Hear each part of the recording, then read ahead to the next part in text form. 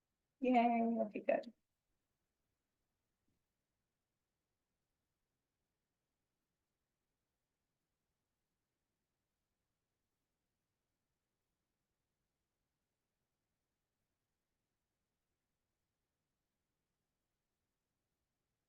Development, oh, PERMA. See, we do have people who know their flourishing theory. We'll talk about that in a minute. Philosophical health. Hello, Louis. Ooh, grandfather teachings, love that. Self-actualization. Agency, okay. I'm going to touch on a few of these today. Hopefully that will prove helpful, and then we'll be able to develop things out from there. But this is a great start. Okay, that's our last homework assignment. I'm going to go ahead and go back to the slides now. And then we'll come back to doing more Menti later. So keep that link at hand because we'll need it in maybe about 20 minutes or so. Let's see how quickly I can get through things. Okay. Let me get my settings back. So I'm going to dive into some background now, just to make sure that we're all on the same page, especially with the flourishing scholarship or well-being science background. So Harvard's Human Flourishing program states that human flourishing is composed of 5 central domains. But what do these really mean? If we break these down and concretize them, happiness and life satisfaction are normally seen as positive emotion and pleasantness, life satisfaction, hedonism or pleasure, and sometimes eudaimonic well-being or eudaimonia, which is more virtue growth, meaning-based well-being, and therefore possibly under number 3 and maybe even their number 4, but we'll talk more about eudaimonia later. Mental and physical health is number 2. This includes sleep, movement, nutrition, hydration. Those of us involved with groups promoting healthy buildings and communities, this really resonates. This is something that we talk about quite often. Number 3 is meaning and purpose, connection to larger communities, doing better, think Viktor Frankl and Man's Search for Meaning. Number 4, character and virtue, being the best type of human being we can be, living in an ethical, moralistic, human way, or just acting out of care or love for humanity, other creatures, and the earth. And this segues nicely into their number 5, which is close social relationships, valuing relationships, giving back, and recognizing interconnectedness of people, flora, fauna, and therefore the earth. It might be helpful to contextualize these with other models of happiness, flourishing, etc. One example is Abraham Maslow's hierarchy of needs, which many of you are probably familiar with. Maslow was credited to be the founder of the humanist movement in psychology. In 1943, he wrote a paper entitled A Theory of Human Motivation that presented 4 deficiency-related needs of health, safety, belonging, and esteem that capped at self-actualization-related growth needs. Each of the needs levels can be interpreted as corresponding to one of the domains on the right, though they don't exactly align perfectly. That said, to me, the notion of flourishing only aligns with the Maslow model when considered from his later in life version of the model, one that didn't end at the apex of self-actualization, but a more elevated viewpoint with a more pro-social take, what man could be and must be. The model shown was in circulation until after his death in 1970, when a posthumous paper came out presenting a new peak as the next level of development, and that was called self-transcendence. According to this online piece that I found, in the self-transcendence stage, a person seeks to further a cause beyond the self and to experience a communion beyond the boundaries of the self through peak experiences. This involves service to others, devotion to an ideal or a cause. This is where transformation is really believed to occur. Another model is by UPenn's Marty Seligman. It's his PERMA model that was referenced earlier.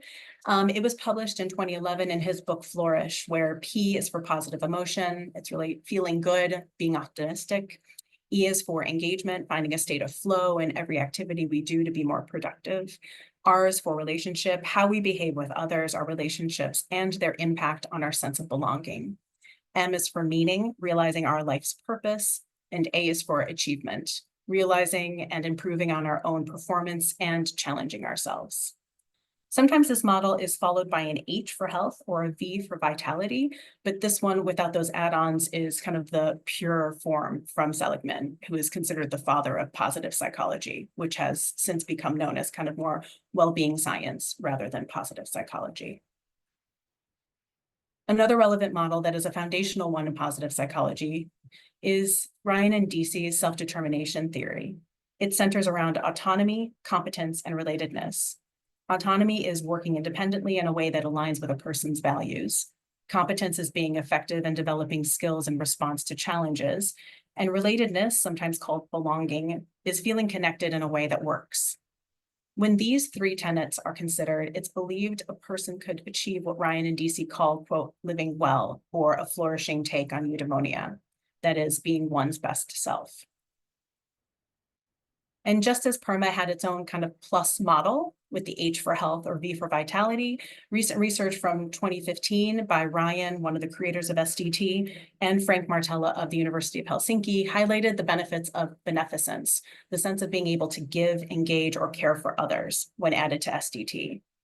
In this paper, they discuss beneficence's role in enhancing human wellness. Martella elaborates on the importance of doing good with and for others in his 2017 TED Talk, which is great. You should check it out. There he highlights how that is the way of experiencing meaning in life and making a life worth living, a notion further developed in his 2020 book, A Wonderful Life. So you can see why these models contribute to flourishing literature and could therefore support design done for meaning, interconnectedness, sustainability, and health. This includes design for wicked problems that confront us in today's headlines, such as climate change, long COVID, government expenditure, and even war. Now, with that background in mind, it might be interesting to revisit the definition of flourishing, noting the incorporation and even prioritization of justice in many recent expert accounts. For example, Matthew Lee, my initial contact at Harvard, was interviewed on the Flourish FM podcast that I follow. There, he said that flourishing is often officially defined as complete or optimal well-being. Now, that doesn't mean that life conditions are meant to be perfect. Instead, it denotes balance and recognizes effort as well as struggle. It's often associated with growth, thriving, prosperity, thereby implicating and implying activity as well as rest. Activity and doing so ethically, ensuring there's intention behind the work, is really important. And it shouldn't be at the expense of other people or nature. Also, it should imply connection and promote justice. Matt said that flourishing goes beyond well-being. It's multidimensional or intersystemic. It's about being well and doing good, growing in goodness, serving as a pathway and an outcome, a journey and a destination. In the same episode, David Johnson of Oxford described how the process is about becoming better and ultimately transforming, doing so in a collaborative way, quote, to facilitate the needs, desires, and wants of others. It has the potential to shrink poverty and grow prosperity.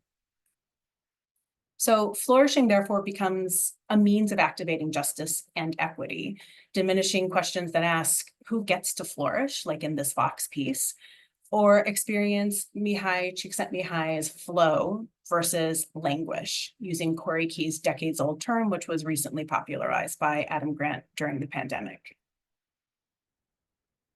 It's more about doing hard work to live a great life.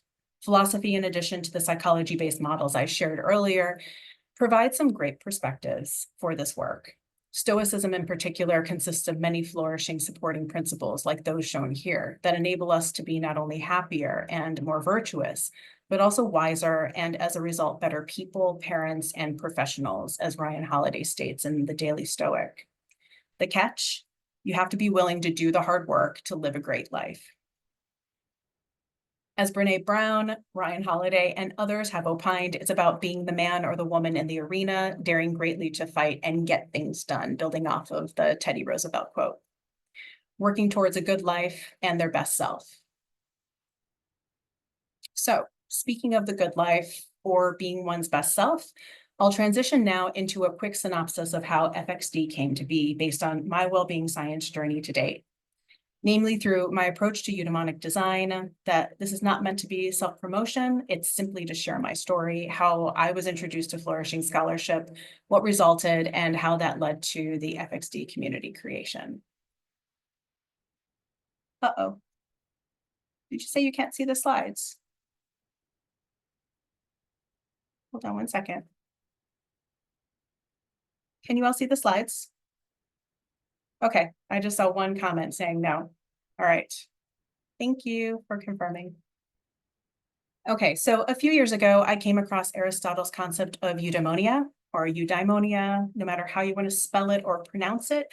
It literally means eu, good or health, plus daimon, true self.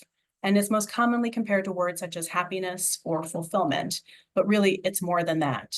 The word eudaimonia originated with Plato in the 4th century, but was developed most by his student Aristotle, pictured here. Aristotle considered eudaimonia to relate to human flourishing when people act as their best selves. And as I found from my research, when people consider their best selves, they tend to not just be better, but do better. My focus lies in exploring how environmental spaces can be designed to prompt eudaimonia adjacent experiences in occupants. This includes people being physically, mentally, and socially healthier, happier, motivated, and with greater senses of meaning and purpose. And I call this approach eudaimonic design. Just as psychologists have built on this philosophical premise to make a difference with patients or clients, as Waterman and others advocate for within this The Best Within Us book, I believe the onus canon should really fall on built environment designers, or really just any designers, to design for optimal health and well-being, whether it's occupants in the building or whatever you're designing for, if it's a product, etc. Over time, I've learned how positive psychology-related concepts such as self-determination theory have been proposed as ways to design for eudaimonia at a high level. By designing for SDT's 3 core psychological needs of competence, autonomy, and relatedness, I hypothesized, based on flourishing health research, how to potentially design for comprehensive flourishing health and well-being, and further develop the model into one that I tested during my PhD, elaborating on it and co-creating related eudaimonic design principles with participants to enable designers and home occupants to implement eudaimonic design, or ED, in the future. I won't go into PhD details because it's painful. Nobody wants to hear that level of detail, but I think it would be helpful to make one point that came out of the work. I spent most of 2021 in close engagement with Australian older adults living alone during COVID, focusing on co-designing for eudaimonia at home. We used co-design with creative methods conducted virtually, intentionally considering a best self supportive home. Throughout the study, we interrogated different approaches to designing for eudaimonia, having participants design for the term as a complex philosophical construct versus the more psychological SDT model, thereby resulting in a 2-pronged approach to design. This year-long participation would have been easy for participants to drop out of, given the taxing 2.5-hour-long workshops, design featuring activities, and deep engagement. Yet all the participants attended and all engaged. And despite that time and effort, they really seemed to like it. The feedback was positive, and more importantly, there was an unintended consequence experienced by many. Many shared how they felt more satisfied in their lives and motivated to improve their environments and themselves at the end of each phase. Feelings of gratitude, inspiration, satisfaction, and connection were mentioned, and pro-social aspiration shared, things I hadn't asked them to consider or aim for. This strictly came out of considering self-determination theory when designing, a theory that's been recognized as having the potential to increase intrinsic motivation. Therefore, while exploring what designing for eudaimonia entailed, we found 2 different approaches and interpretations to the term. One that involved designing for the space itself as its own artifact that could support occupants, something I call crafting homes, and another that recognized the value of the meaningful praxis itself, intrinsically motivating participants to want to do more and to be better, and that I called home crafting. It came down to the intentionality of the design. Since completion, I've been exploring this work in different geographies, demographics, and typologies. And I now recognize the widespread resonance and potential in doing design guided by or aiming for eudaimonia or flourishing, considering both as a means and an ends, thereby emphasizing both the journey and the destination, the praxis and the practice outcome, a perspective Aristotle would often take. Gaining that perspective is what led me to incorporate well-being science in my work, research, and teaching, and why I found homes as an honorary fellow in the University of Melbourne Center for Wellbeing Science, and now Harvard's Human Flourishing Program. So why FxD? This work has really permeated every aspect of my life. The projects I take on, the clients I now work with, the extracurriculars that I make time to enjoy, even the recoveries I've endured after difficult surgeries had during my PhD, the family caretaker responsibilities I've maintained from the other side of the globe, and more. And that's why I'm interested in doing more of this good with more like-minded, passionate individuals. So why form FxD? I know so many fantastic designers who want to do and experience more, but really are unable to do that in their jobs, no matter how much job crafting they do.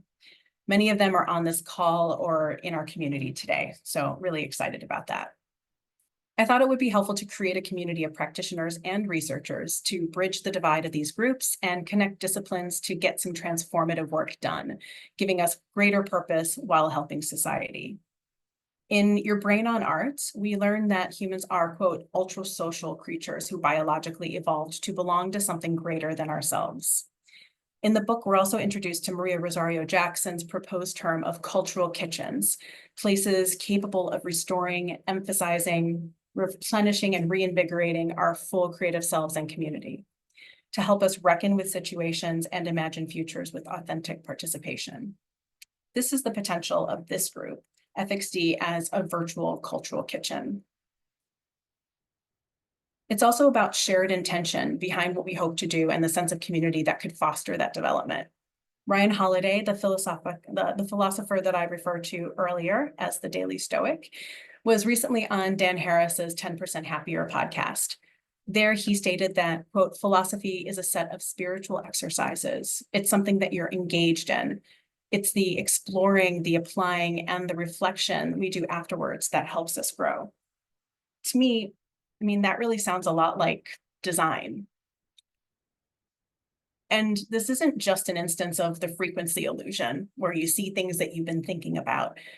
In one of the Daily Stoics videos on habits to become your best self, number one is designing your life, citing Seneca, who says that life without design is erratic. So by doing flourishing by design, we prepare.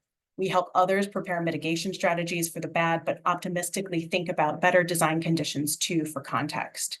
This makes us better humans and better designers, philosophers, or whatever we consider ourselves.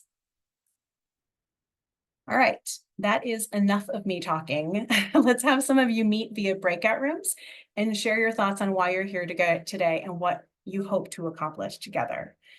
Most of you have used Zoom breakout rooms before, but for those of you who haven't and might need maybe a reminder or two, here are a few tips. Once in your breakout room, you won't see my screen anymore, and the bottom of your Zoom bar is going to look a little bit different. You should become unmuted automatically, but confirm that you are and that your video is on to better connect once you're in there. If you need help when in the breakout room, you can go ahead and ask for help by clicking this button at the bottom, or leave the room and come back to the main area.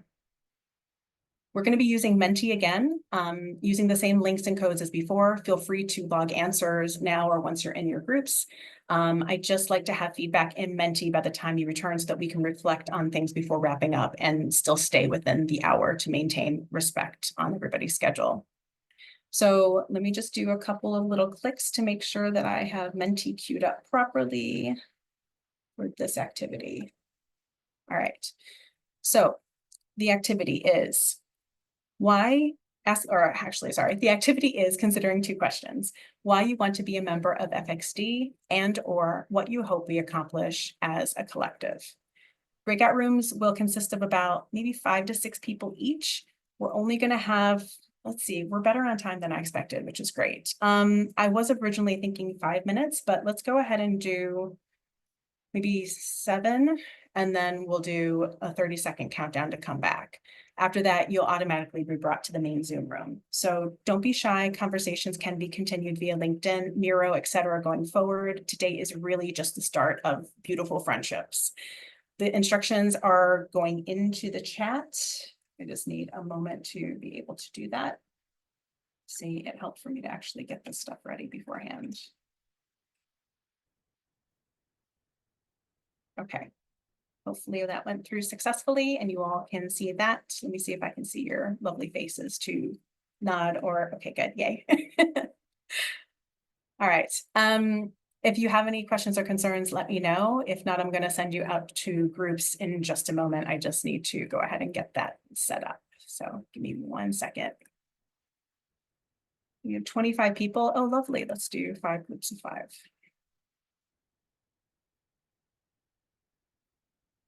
Okay. Sending you all out there. Jump back or ask for help if you need anything. And I'll do, let me update so we have the 7 minutes as discussed.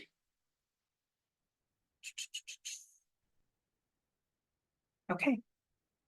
I think we are good to go. Sending you all now. Okay, welcome back, everybody. Let me see.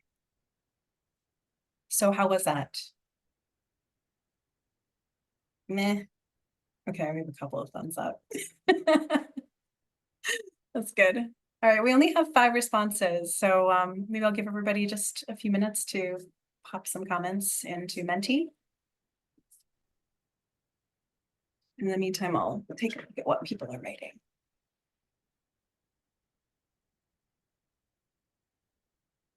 Now, I believe my screen's still sharing. Can everybody see the Menti output? Great, thank you.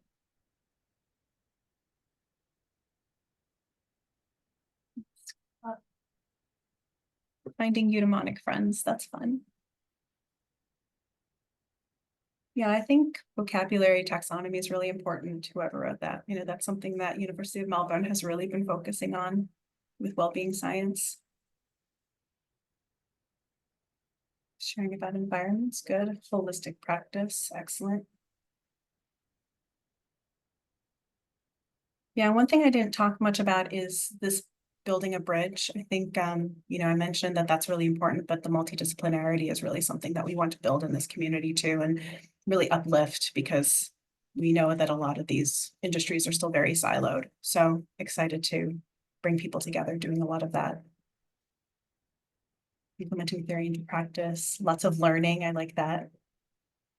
Okay, yeah, it sounds like we have quite a few love of learning driven participants here. So that's always good to see. Thank you for those. If you want to keep throwing them in there, I'll capture them and then I'll find a home for them on our Miro board so that we can build off of those together for those of us here today, but so that people who were unable to join us can also do that. So with that in mind, I'm going to jump over to the Miro board and just share that with you all so that you can get a peek at what that's turning into. And then I'll jump back to the final few slides so that we can finish on time, which I didn't think was going to be possible, but looks like just might happen. So I've been crazily putting together a Miro board this week in my, spare time, because why not? I think Miro is really an excellent way of interacting. How many people here have used it before? Can you just raise hands if you're familiar? Okay, so maybe 2/3-ish. All right, so when I share the Miro board link, I will go ahead and provide some suggested learnings and tutorials and things too that might be helpful. But basically, it's just creating an online whiteboard of sorts that enables you to drag and drop different things, put in content, collaborate across a variety of participants. I was going to see if I can be a little cheeky and play with visualization. So you can see I'm on my left screen with this. And so people can work live together and you can see what other people are doing and collaborate as you go. So it's really a fantastic way of being able to work together and also capture feedback from people. So I don't want to spend too much time on this. I was getting a little haughty with my getting done on time, so this can go diverge. very quickly. But basically what I've done is lay this out in such a way that our meeting content can go on the right. So this first meeting today, I put my slides here and just like the little picture that we've been using. Spoiler alert, Matthew Lee, who I mentioned earlier, is already saying that he would come to our September meeting if everybody is interested in that. And that would be done at 9 a.m. on, 9 a.m. September 12th. Australia time, 7 p.m. September 11th, Eastern time, US. So he's down to speak to us, and I'll talk more about that in just a moment. If you zoom in, I'm going to try to not get people sick because sometimes this can feel a little confusing to look at. But you just zoom in, and then I've tried to provide instructions of different things. So some of the activities we did today, this gives people the opportunity to do that who weren't with us today. I'll put our Menti output here, and then people can build off of that as we go. I'd like everybody to introduce themselves here, and then we have a few of the polls that I had captured as well that people could go ahead and put those answers as well there. After that, it would be identifying areas of interest, potential actions for impact, just to start brainstorming. I'll probably need to stretch these to be a bit bigger to make sure that everybody can drop their information in there.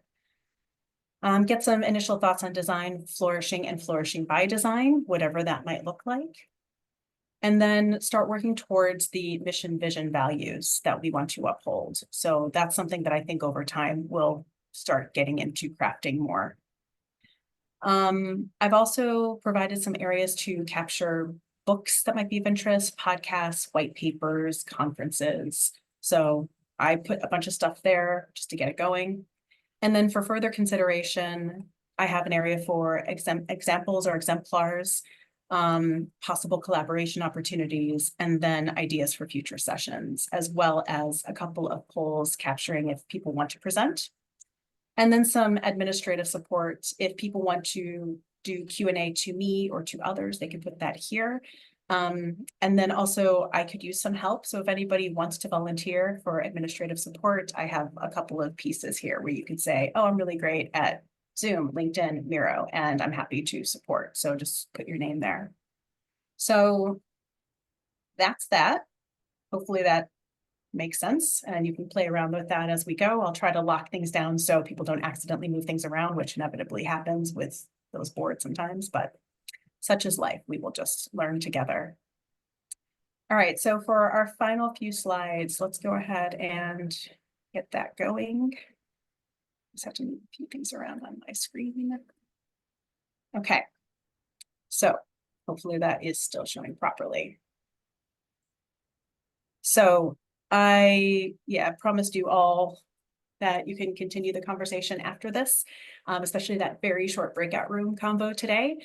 So I'm going to be providing the Miro link probably within the next week. That's why I tried to just get a bunch of that done and front load the work now, so I can just make a few little tweaks over the next few days, figure out how to accommodate 100+ people with a Miro board without spending a fortune, and provide that to everybody so we could use that, and LinkedIn going forward. To date, LinkedIn, I had it locked so that we weren't sharing a bunch of content before we talked about rules of engagement, but I'm going to go ahead and open the floodgates. So if people want to post on LinkedIn and share things in Miro, let's go ahead and do that from now on.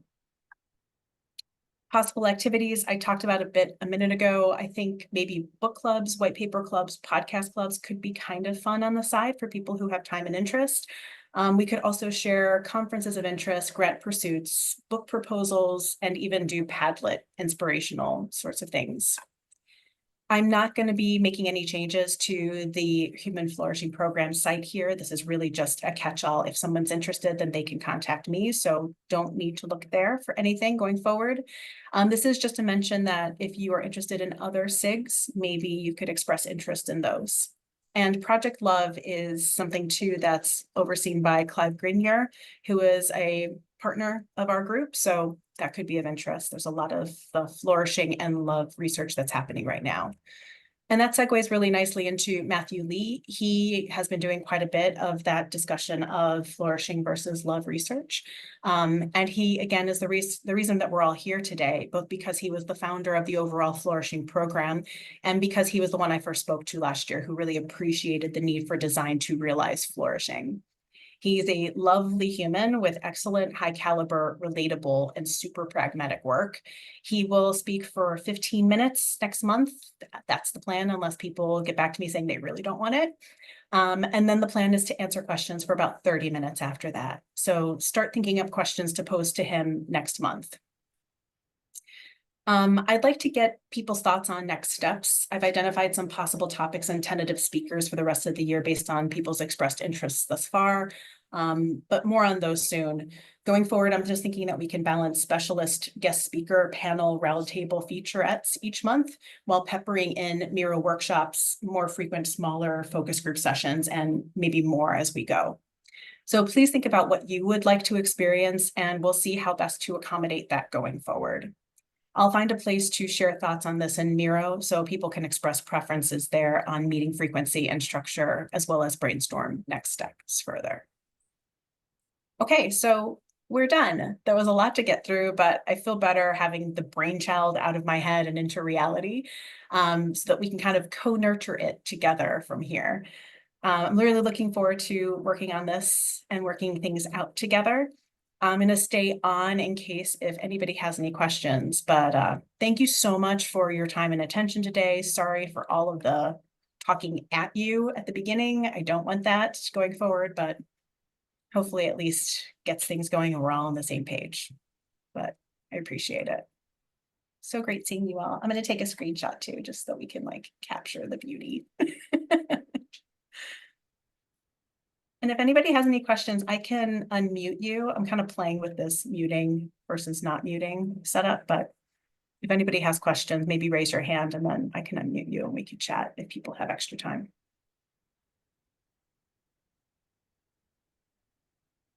No questions. Let me make sure I can see everybody.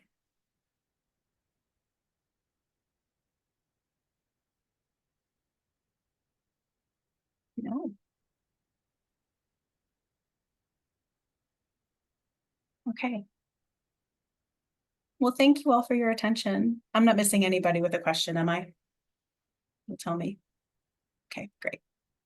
Yeah, so I'm probably just going to post things in LinkedIn. I'm trying to avoid email because I don't need yet another thing to do to send information out.